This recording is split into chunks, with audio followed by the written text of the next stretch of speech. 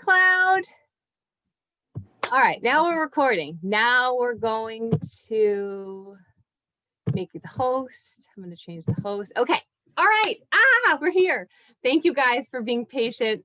As I said, sometimes we have technical difficulties and we just got to go with it and make it work. So I appreciate you hanging in there and coming back to our Zoom. So if you guys do not know me, which I think everybody does, my name is Melissa McQueenie. I am a mom of 3. I have a teenage daughter, an 11-year-old son, a 7-year-old daughter who's about to turn 8 next week. And I'm a wife, a coach, a therapist, and I've been on a personal growth journey for, I would say, really hardcore, about like 2.5 years, but about 5 years, starting with just working out. And I developed this webinar really to help people during when the pandemic started and everybody found themselves, dealing with some sort of trauma or another. And it was hard, for everybody to sort of adjust to that life. And I wanted to share, what has helped me in my personal growth journey and what continues to help me through whether we're experiencing a pandemic or just regular everyday life, trauma, and all of that. So I'm just going to jump into it and share with you just these tips that have helped me, and what I've learned and what has come from that. So my number one tip for making your life better, changing your life, is mindset. And it's funny, I printed out these notes, and I haven't really changed this much since March. I've done this maybe, 7 or 8 times. Actually, funny story, one time I did it, I forgot to put the Zoom link in, so nobody came, and I did it by myself. And I wondered, why didn't people come? I thought maybe it's because it's like a summer night, like people don't want to talk about becoming happy, but I'd forgotten the link all along. So that's a great, story of technical difficulties. But anyways, I haven't really adjusted this because it's the same. Changing your mindset and looking at things differently, it doesn't matter whatever's going on in the world. So I started this because of, COVID, as I said, but I think it's important ongoing. My number one thing was staying informed of what's going on in the world, but not being consumed by it. And I think that still holds true, because we came from, starting the pandemic to, all the things happening in the news, to the election and all of that. And I think it can be really draining on people to constantly have things on or being consumed by things that they are not able to control. So that's the number one thing is, be aware of whatever's going on in your life and whatever's going on in the world, but have a limit to that and know when it's affecting you. I start my day with a personal development book. So personal development is huge. And as I said, I've been on a personal growth journey for quite a while. So I start my day with reading. And once I finish my reading, I do podcasts and audible books. And when I walk my dogs, I listen to more audible books and podcasts. When I get ready for, I don't really go anywhere now, but when I'm getting ready in the morning, I have an audible book on, when I get out of the shower. When I'm driving in the car and no kids are in the car because they complain about them all the time, I listen to books. I mean, there are sometimes I listen to music and jam out to One Direction like I just did, but for the most part, I love to be inspired and to know, there's other people that are going through things, but still can wake up and have the most positive mindset and just go towards their dreams all the time. And it really just inspires me. So, I mean, you don't have to be all consumed with it like I am, but at least make it a piece of your day, because finding at least one thing, like I say to my team all the time, if you just find something that fires you up, something that you're like, oh my God, yes. And you can say like, oh, I can relate to that, or this really inspires me, or yes, I've been through something similar and this is like something that I can take and implement into my life. Find something that fires you up every single day, just one thing. And it was funny, I am part of a group, I'm doing this program called 75 Hard. If you've never heard of it, it is for 75 days, you have to do every single day, you have to do a 45-minute indoor workout, a 45-minute outdoor workout. You have to follow a nutrition program. You have to drink a gallon of water, and you have to read 10 pages of a personal development book. And you can't have any alcohol or any cheating off your nutrition plan. I think I covered all of them. And I'm in like a big Facebook group of a lot of people that have done this program, and somebody put in like, you are a badass. Is this a book that I should read? And I saw how many comments. There was like 48 comments. And some people were like, yeah, that's the best book ever. And some people were like, no, I didn't like that. Guys, it's just like the movies, or like, I don't know, like a dinner that some people are going to like it. Some people aren't going to like it. You have to figure out what's right for you. And when it comes to personal development, which a lot of people call self-help or whatever, you can find something that's really specific to what you're experiencing. So if you're going through a divorce, if you're experiencing a trauma, you've just lost somebody, you're experiencing a trauma of what we've just experienced in the world, anything, you can find something on that. You're struggling with self-confidence, an eating disorder, anything. So you want to find something that works for you, and whatever works for someone else at that time may not work for you. So You Are a Badass might be the perfect book for Rachel, but may be really crappy for Laura. So just know that, and know that you know, what is that rule? I love my friend Mary Kay had a rule about a book. If it doesn't reach her, I think it was 45 pages, she puts it away, like her life is too short to read a book that's not for her. This one, gratitude. Gratitude was something that I implemented in my life when I read The Miracle Morning by Hal Elrod. Hal Elrod wrote a book called The Miracle Morning, as I just said, and The Miracle Equation, which I freaking love too. But he advocates for having a morning routine, however that looks in your day. It doesn't necessarily have to be in the morning, but if you're doing exercise, gratitude, affirmations, visualization, meditation, I can't remember the others, but I think I covered most of them. But gratitude is huge. There is so much science behind gratitude, improving your health, improving your mental health, getting you through the most traumatic of events. And this has been really funny for me because, as I said in the beginning, I'm a therapist. I have been working as a therapist for so many years. And when I started doing gratitude, and I started researching gratitude, and I started reading more about gratitude and how it can really positively impact your life, I was floored. Because what happens when you have a gratitude practice? So a lot of people say, oh, I'm grateful for everything that I have, I'm grateful. That's not enough. You have to have a gratitude practice. You have to write down every single day 3 to 5 things that you're grateful for. Some days you're going to feel really good, and you're going to have 5 things that you write down immediately. Some days you're going to be like, fuck, what happened that is good in my life today? Like, this sucked, my day sucked. But what happens is that once you start to get into that practice, especially if you're somebody who struggles with coming up with 3 things, you are going to train your mind to look for positive things. So even if you're someone who doesn't have those things right then, you're going to go through your day and be like, oh my God, this is really cool, or this happened to me. Wow, like I just won the lottery, or, you know, someone just did something nice for me. I can write this down in my gratitude journal.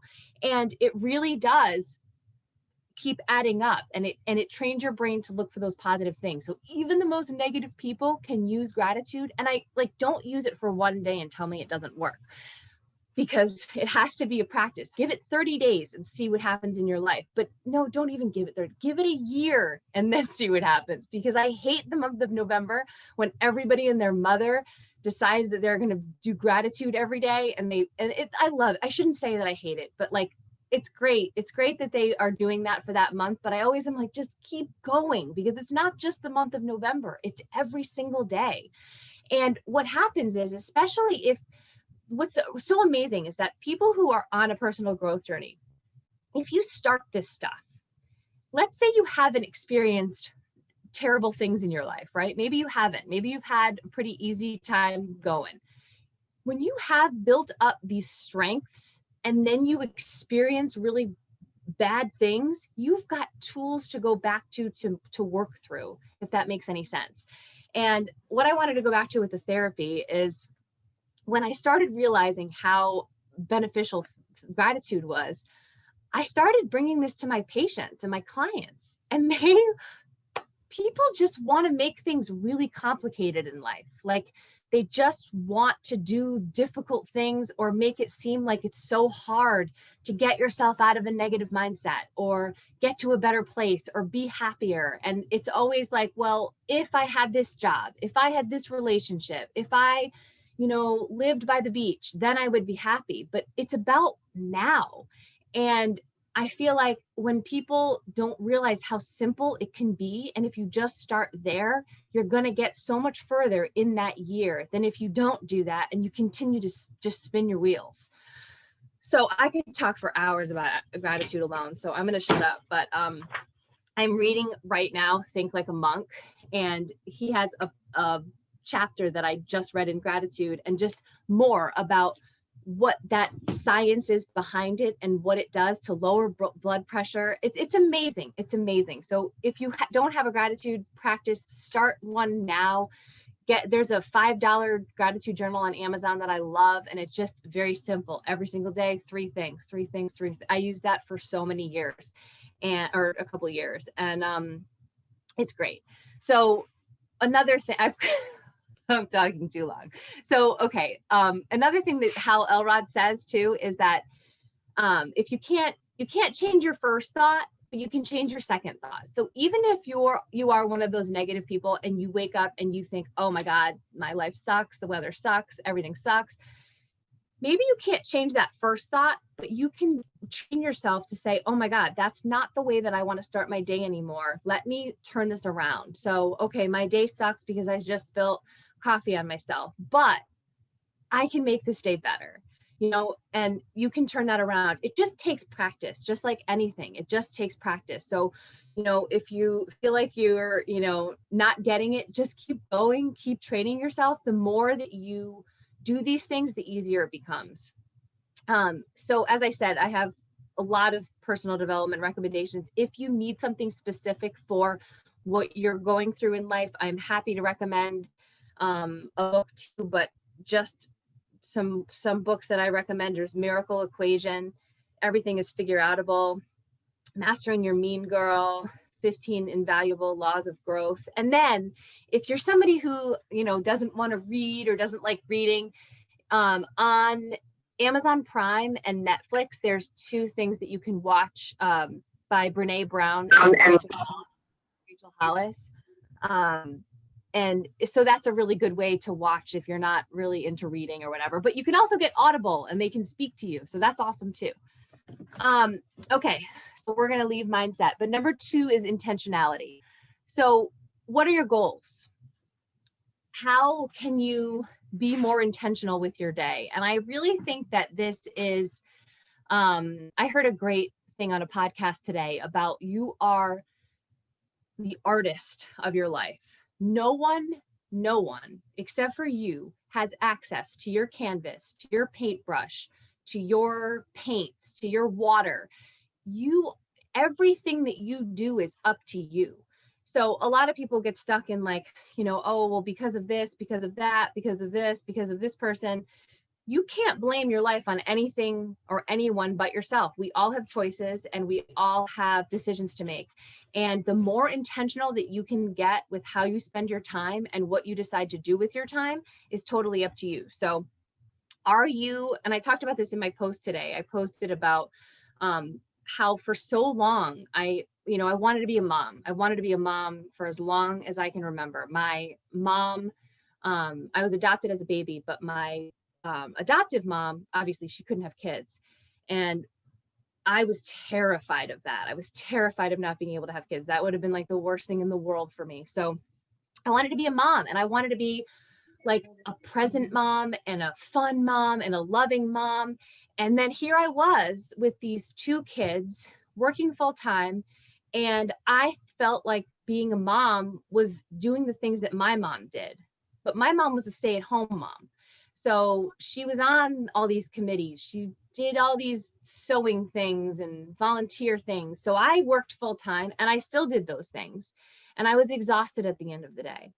And I would feel awful at how I showed up for my life, for my kids, for my family. I was embarrassed. I was smoking cigarettes. And I just felt like shit. And what that meant was that my actions, those actions, being on all those boards, being a part of all those volunteer committees, those were not bringing me to be a better mom. They weren't giving me time with my kids. In fact, it was like the opposite, right? Like I was at all these meetings, they were in childcare during that time. Um, I was exhausted. I didn't have the energy to spend time with them at the end of the day. And I was spinning my wheels, right? And then I learned, okay, if I want to be a good mom, what does that look like? To me, that looked like, reading books, going to the playground, me actually playing and not like flopping on a bench because I'm tired. Watching a movie with my kids without my phone, those types of things. So if you you have a goal like that, like being a good mom, what are you doing to get to that point? And that takes being real with yourself. Like, are you doing those things that get you to that point? And once you get really intentional with how you spend your time, like, okay, this is what I'm going to do during this time. This is what I'm going to do during this time so that I can do this. You're going to feel better about yourself. So do a time audit, do a social media audit. There's a button on our phones that will tell you how long you're spending on your phone, which can be really alarming, especially somebody who works on their phone. But write down your goals every single day. When I wake up, I do my personal development reading and I write down my goals so that when I wake up, I know what I'm working towards. So all of my goals are circled or focused on building my business, being a good wife, and being a good mom.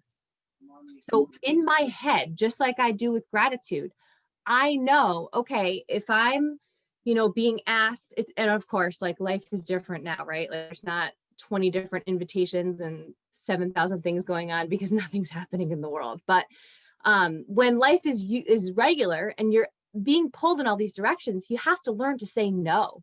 You have to learn to say no to the things that are not serving you or your goals.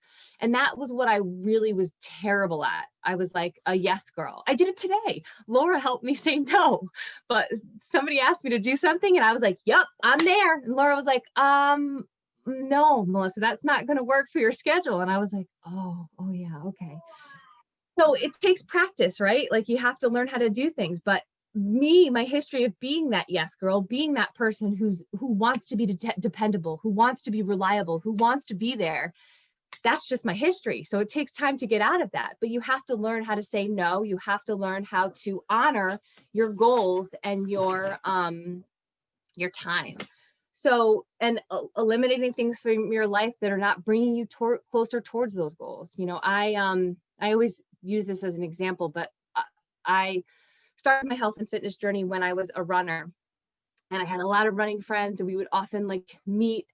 We live all over the state, and a lot of times we would meet in random, towns and places to run, have lunch. It could be like an all-day excursion. And as I got going in my business and just discovered, how much this business meant to me and how much time I needed to put into it, I couldn't go to these runs that would take me an hour to get there, run for God knows how long, go lunch afterwards. I had to start saying yes to even things that I enjoy because they weren't going to lead me to my goals, right? So try to practice saying no, even when, maybe you don't want to, but maybe you realize it's not going to lead you to your goal. So I quit all those committees, all those things. I stopped being the Girl Scout leader. I stopped on the PTO, and I don't feel bad for 1 second. There's not 1 ounce of me that misses any of that, because now I'm able to do what I want to do with my kids and have the energy to do it. It feels so freeing. So if you're one of those people who doesn't like to say no, you got to practice. Okay, number 3. Oh my God. Okay. 3 is accountability. Oh, my favorite things. Okay, accountability is everything in terms of your goals. You need to have people there who will call you out, like Laura did with me saying, yes. But when you tell yourself, it's so different. So I was talking to someone the other day who is also doing 75 hard, but didn't want to tell anybody because I don't really know why actually, but she indicated that people would like have bad things to say about it. And I was really confused, but when you don't tell people your goals, it's really easy to back out on them. If you don't have people there who will, hold you accountable to what you say, you can just stop. And, you have to really pay attention to who you're surrounding yourself with and what you're doing with your time. Again, it all comes back to being intentional and paying attention to how you're spending your time and who you're spending your time with. So if your goals are to get healthy, how are you going to get to that point? Because you want to have a buddy, you want to have a group of people, you want to have other people to check in on you, to see how you're doing, to see if you're following through with what you said you intended on doing. So if you guys look at my social media, that's my accountability. My accountability is all over the internet because I want to be held to that. If I want to say, hey guys, I'm doing 75 hard and you guys don't see my checkbox for day 6 tomorrow, Melissa, what the heck? What did you do? Are you in a slump drinking a bottle of wine somewhere? What is happening? I want to be held to my goals. So, who are you surrounding yourself with? You are the sum of the 5 people that you spend the most time with. This is really important, guys. If you have goals, like I have goals of business goals, right? Business goals and moving my coaching business forward. So I want to be around people who have those same goals, people who have done these things, people who are entrepreneurs, people who are interested in growing a business. If you have goals of like being a good mom, like we were talking about earlier, what moms are you around? Are you around other moms who are pulling their hair out, frazzled and in their bed crying like I used to be? Or are you around moms who are able to balance things and, be present and do those types of things? So really pay attention to that because you don't want to be around people who are stuck.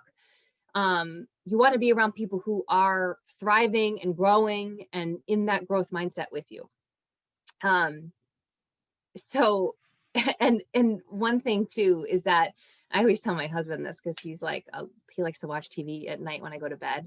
I'm like, one of your people is the TV. The TV can be your other person. So if you're one of those people who is spending a lot of time watching TV, what are you watching? Again, if it goes back to like the news stuff, and that can be one of your people, who are you spending the most time with? And I can't say enough about being intentional, because when you go into something, and I've talked about this before, but when people go into something saying that they'll try, it drives me freaking bananas. Because if you're just saying, like if I say, hey, Allison, do you want to meet me for a coffee tomorrow? And Allison says, I'll try. What does that mean? It means she's not going to, right? Like if you make a decision, in your head, if I say to her, do you want to meet me for a coffee? And and you make a decision right then. Either it works in your schedule and you can make it happen, or it doesn't, and you don't want to. So just make a decision and intend to follow through on that decision. So I want to go back, and I'm going all over the place with accountability, but one of the things that that's changed my life is our accountability groups. So as a health and fitness coach, this is what we do. We run accountability groups online, and we connect with each other in a community that is supportive and encouraging, and it's there. The people that see the most success in their health and fitness journey are the people who dig into the accountability, who come. We have Zoom workouts like this every single morning, and they come on and work out whenever it's convenient for them. We have groups where you check in and post your sweaty selfie, post your nutrition for the day. And the more that you dig in, the more invested you are in that community, the more you get out of it. Because if, like Amy, for instance, is Amy still, oh, Amy's still here. She's fairly new to our community, right? But she shows up every day. If Amy's not on Zoom at 5:30 or like by 5:45, I'm like, what is happening? Is Amy okay? And I message Amy. I say, where are you? Are you sleeping? Are you in a corner with a bottle of wine somewhere? Because Amy shows up every single day. If Amy didn't show up every day, I wouldn't wonder where she is, right? I wouldn't wonder because she doesn't show her face. So the more that you dig into the community, the more that you find accountability for yourself, the better outcome that you're going to have. So if you have goals, make sure that the people you're around will help you to get to those goals, and make sure that you're surrounding yourself with people who are going to help you grow. So this is why I'm so passionate about what we do as coaches, because, I signed up as a coach because I wanted a long-term solution for my health and fitness. I didn't want to do this for 30 days. I didn't want it to be for 60 days. I wanted a forever. I wanted forever. I wanted to drink Shakeology forever. I wanted to change the trajectory of my whole entire family. I wanted to not have my kids struggle with the same things that I struggled with. I didn't want them to have to give up soda when they grew up. I didn't want to have them to break sugar addiction, which they probably will have to anyways, but I wanted to break the cycle. I wanted to show them something different.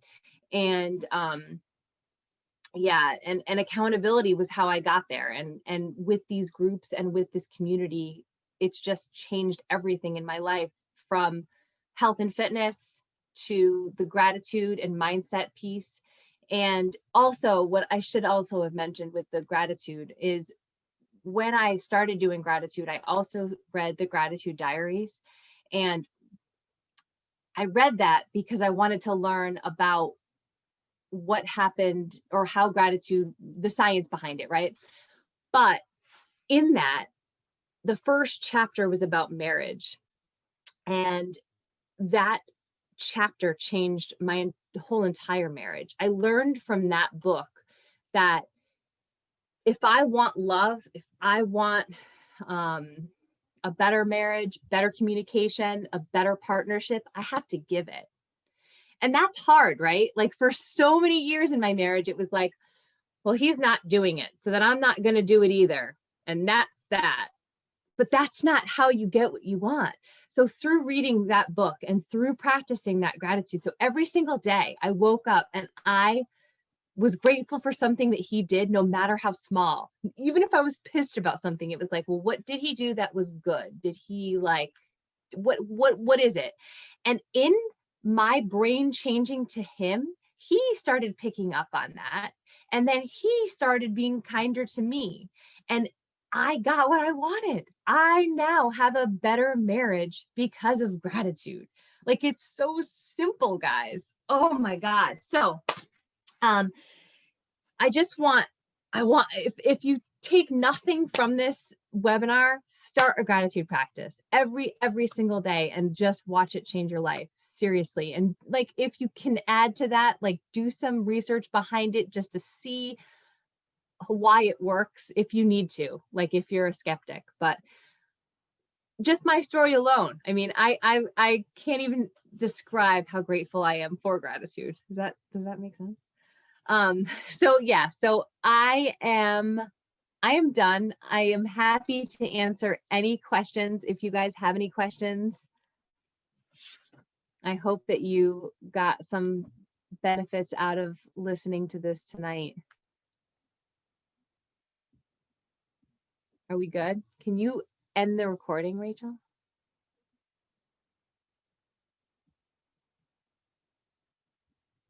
Thank you